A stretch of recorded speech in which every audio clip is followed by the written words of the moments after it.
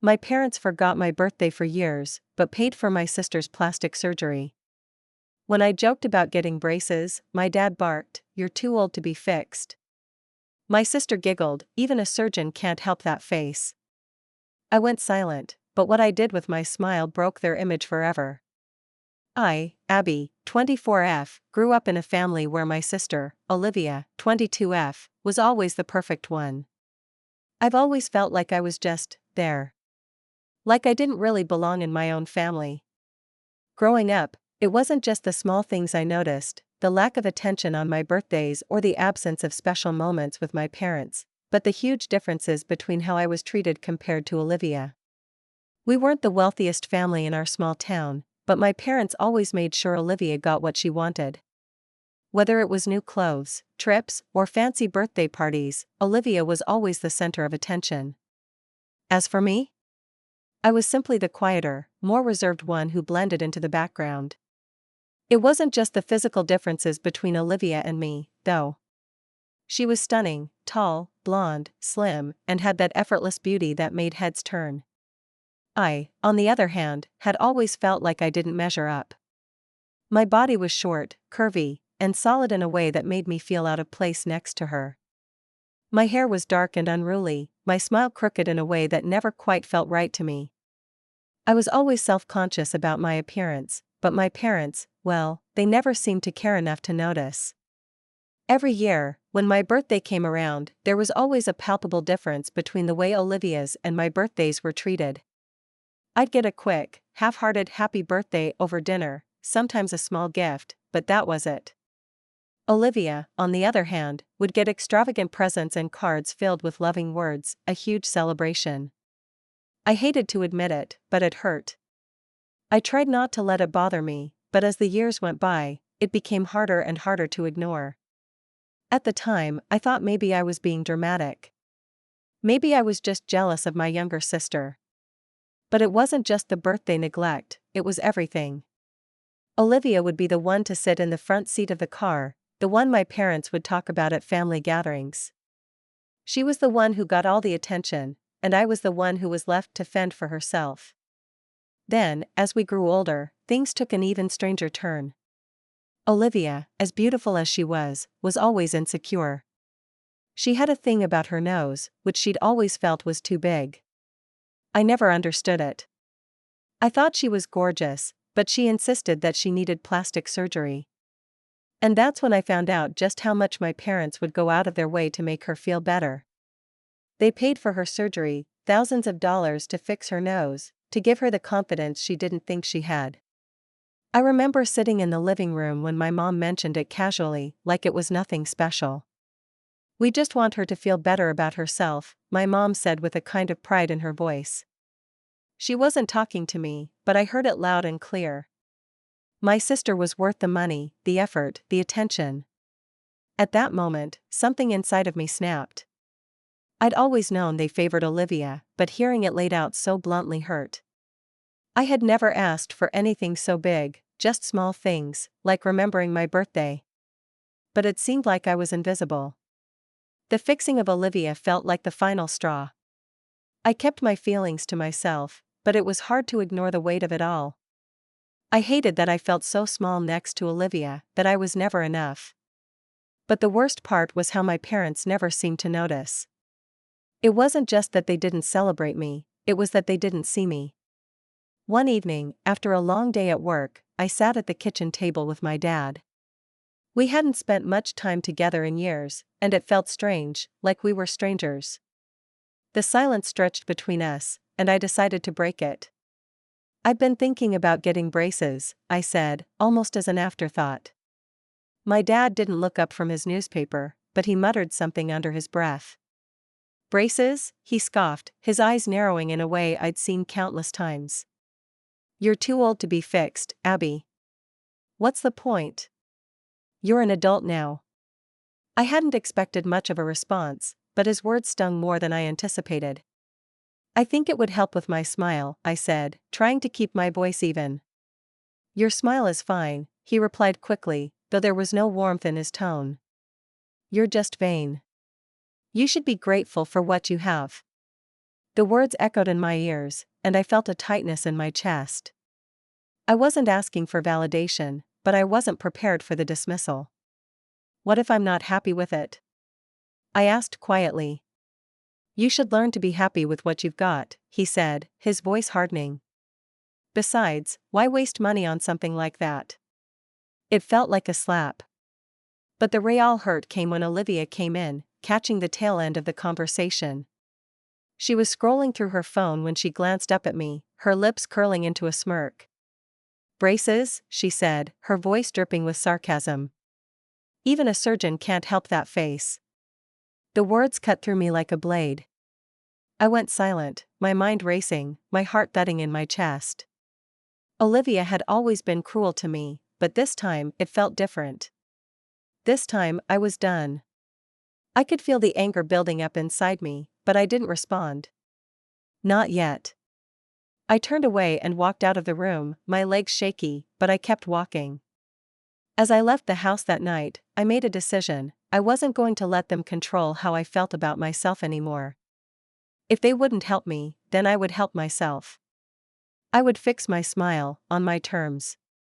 I didn't know how I would do it yet, but I knew one thing for sure, I wouldn't be invisible anymore. I began saving up, little by little, for the braces. I took on extra shifts at work and cut out any unnecessary spending. I didn't tell anyone, not even my best friend, Rachel. It felt like something I needed to do on my own. Every month, I put aside a little more money, inching closer to the goal I had set for myself. But there was something deeper about it all. It wasn't just about fixing my smile, it was about taking control. It was about showing my parents, showing Olivia, that I didn't need them to approve of me to be happy. I could be happy with myself, just the way I was. I didn't need their permission anymore. As the weeks passed, I felt a strange sense of freedom. The more money I saved for my braces, the more confident I became in myself. It was like I was slowly piecing together my own self-worth, $1 at a time. Every little shift at work, every hour I spent cutting out luxuries, felt like a step towards something better. Something for me. But the tension with my family was building, especially with Olivia. I could see the way she looked at me now, like she was watching me from the sidelines, waiting for me to fall or make a mistake. Maybe she had always been like that, but it felt more pronounced now.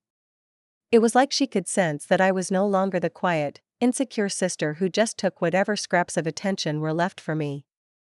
I was different. One day, a few months later, I walked into the living room to find Olivia sprawled on the couch, staring at her phone.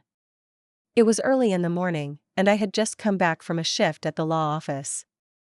My dad was at work, and my mom was in the kitchen, humming along to a podcast. For a split second, I almost felt like I was in a parallel universe, like everything was normal again.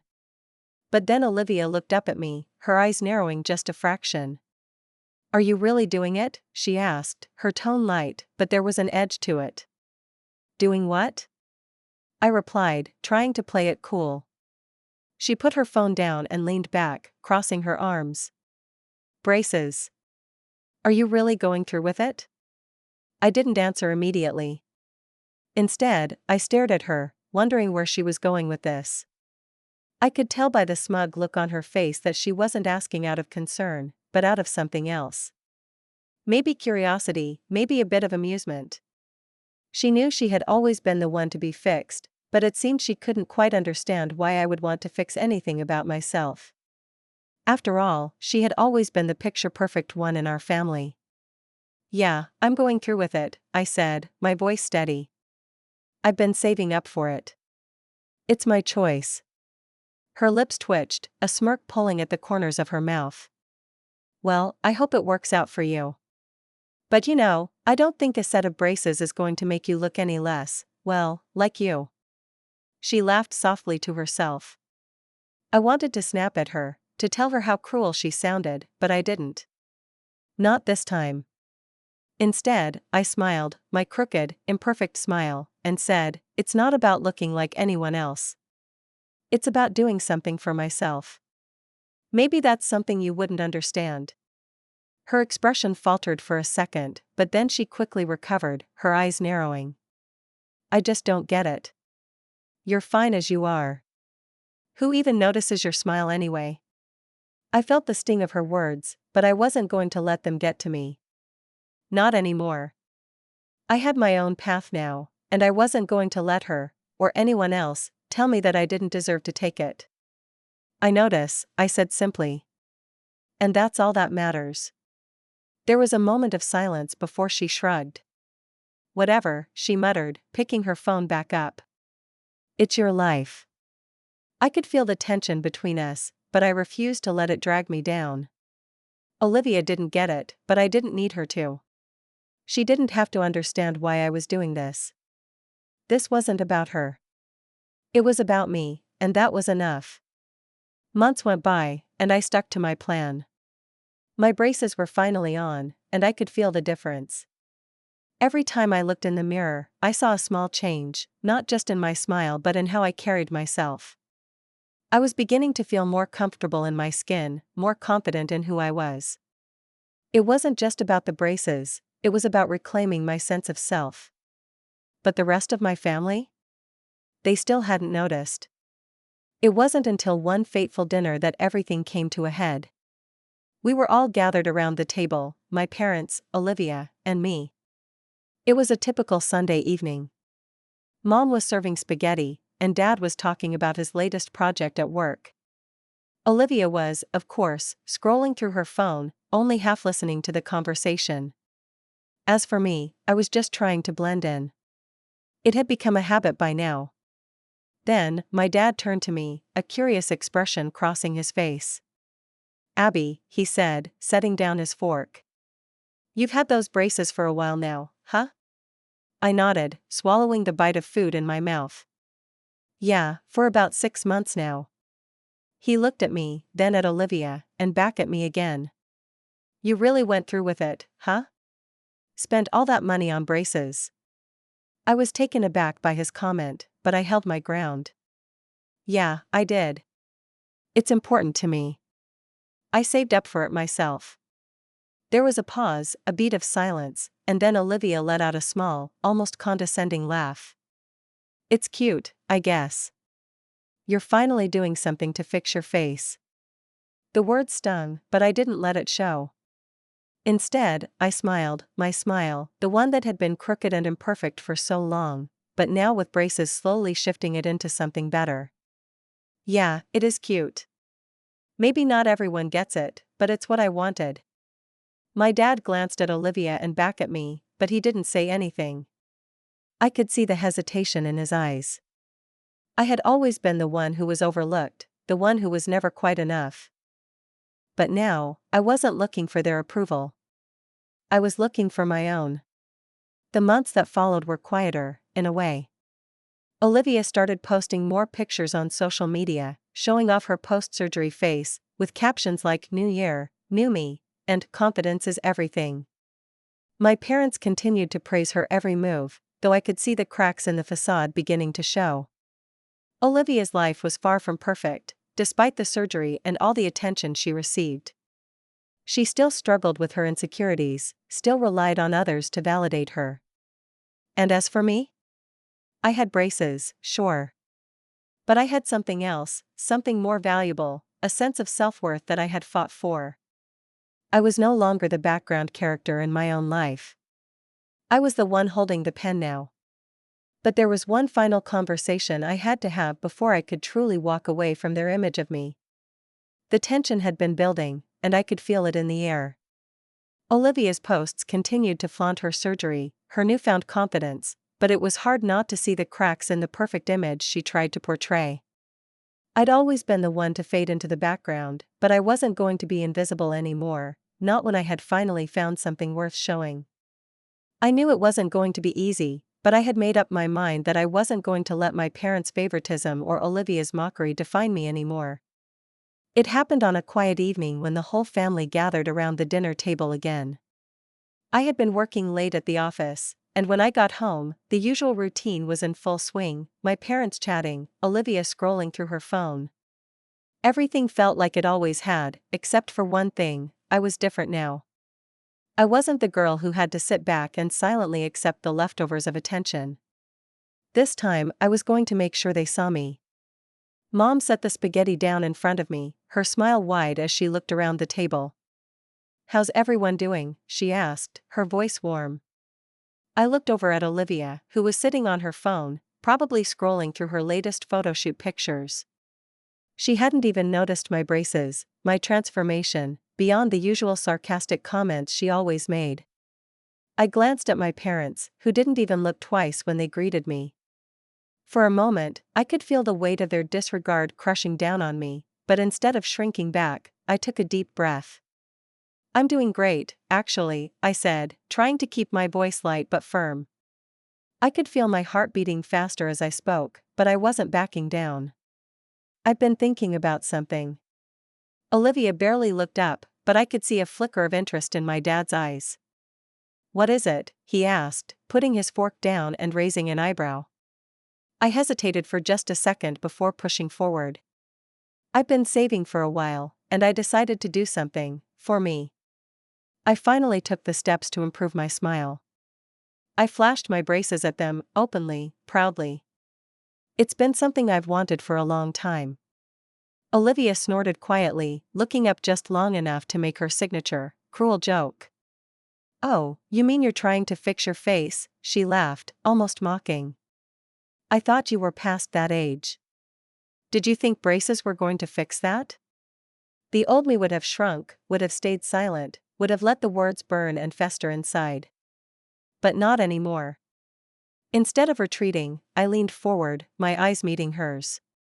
"You know, Olivia," I said calmly, "for years, I let you think that your perfection was all that mattered. But here's the thing, you've always thought that being fixed or being beautiful is the only thing that can give you worth. I finally realized, I'm not playing that game anymore." I could feel the entire room go still. My mom and dad exchanged confused glances, and for a split second, Olivia's smile faltered. I knew I had her attention, but I wasn't done. "I spent years wishing I could be like you," I continued, speaking more confidently now. "I spent years wishing I was the perfect, thin, blonde girl everyone adored. But that's not who I am. And for the first time, I'm okay with that. I'm not doing this for anyone but myself. I'm fixing my smile, because I deserve to feel good about who I am. Not for anyone else's approval, but for me." Olivia's face turned slightly pink, and I could see her biting her lip, trying to maintain her composure. But she couldn't quite hide the discomfort. This time, the joke was on her, not me. My parents exchanged uneasy glances, both of them unsure how to react. It was clear they hadn't expected me to speak up like this, especially not about Olivia. But I wasn't done. "And as for you, Olivia," I said, my voice steady, "I've been in your shadow for long enough. I've spent too many years letting you make me feel small, like I'm less than you. But I'm not. I've been living my life based on your standards, trying to earn your approval, when I should have been earning my own. And I'm done with that. I don't need your validation. I'm finally validating myself." There was a long, uncomfortable silence. My mom opened her mouth, probably to say something to smooth over the tension, but I wasn't going to let it slip away this time. This was my moment. I stood up from the table slowly, feeling my heart pounding in my chest. I've spent years being the forgotten daughter, the one who never measured up. But now, I'm the daughter who found her voice. I'm the daughter who stopped waiting for permission to be happy, to be confident. "And you," I pointed at Olivia, though I tried to keep my voice even, "you don't get to make me feel bad about it anymore." My dad shifted uncomfortably in his seat. My mom looked torn, unsure of whether to side with me or Olivia, as she always had. But at that moment, none of it mattered. I didn't need their approval. I had taken back control of my life, and that felt more empowering than anything they could ever give me. Olivia opened her mouth to respond, but I cut her off. "You can mock me all you want, Olivia. You can make jokes about my braces, my smile, or whatever else you want to make fun of. But it's not going to hurt me anymore. I'm not the insecure girl who let you walk all over her. I'm stronger than that now." I turned and walked out of the room, my heart still racing, but this time it wasn't from fear. It was from something much deeper, something much more satisfying. It was from the power of finally standing up for myself. The next few weeks felt different. When I saw Olivia, she didn't look at me the same way anymore. There was a kind of wariness in her eyes, like she wasn't sure what to say to me. And that's when I realized I had finally broken free from her shadow. She didn't control me anymore, and it showed. As for my parents, they didn't immediately understand what had changed. But over time, I saw their perspective shift, even if they didn't fully grasp it. They didn't celebrate me the way they celebrated Olivia, but I no longer needed them to. I had grown into my own person, with or without their approval. The best part of all of this? I was no longer invisible. I was no longer the girl who was overlooked, the one left behind. I was the woman who had found her voice, her confidence, and her power. And for the first time in my life, I was proud of the person I had become,